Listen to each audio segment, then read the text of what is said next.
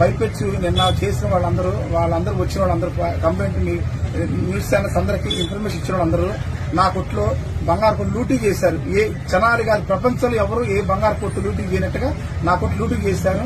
అది రికార్డింగ్ చూపిస్తారు, చూసుకోండి, అందరూ చూడండి. వాళ్ళు ఏం చేశారంటే ముందు తాళాలు, నాకు దౌర్జన్య తాళాలు తీసుకుని షాప్ తాళాలు లాగేసి నన్ను గొంతు పట్టు బయట నెట్టేసి అటెంప్ట్ మర్డర్ కింద కేసు పెట్టాలని వాళ్ళు చెప్తున్నారు. అలా చేశారు. నన్ను చేసి షాప్ లో బంగారం వెండి మొత్తం అంతా లూటీ చేసి వెళ్ళిపోయారు. మొత్తం ఇదంతా తీసుకెళ్లి ఎమ్మటే నేను ఏం చేశారు, లూటీ చేసి బయటకు వెళ్తుంటే పెద్ద మనుషులు వాళ్ళు ఆపి ఏంటయ్యా అంటే లూటీ చేసుకెళ్తారంటే అట్లా ఎవరు సహాయపడతలేదు సార్ అంటే మేము ఆపి వాళ్ళందరూ లోపలికి వచ్చి అయ్యా లూటీ చేస్తే అబ్బాయి అమ్మాయికి ఇవ్వండి, వాళ్ళ అన్నయ్య గారికి ఇబ్బంది సంబంధించి మేము ఇవ్వండి, మీరు చాతనం చేసుకుని చెప్పి పెద్ద పెద్ద గొడవ చేసి చెప్పులు తీసుకోవడానికి ట్రై చేశారు.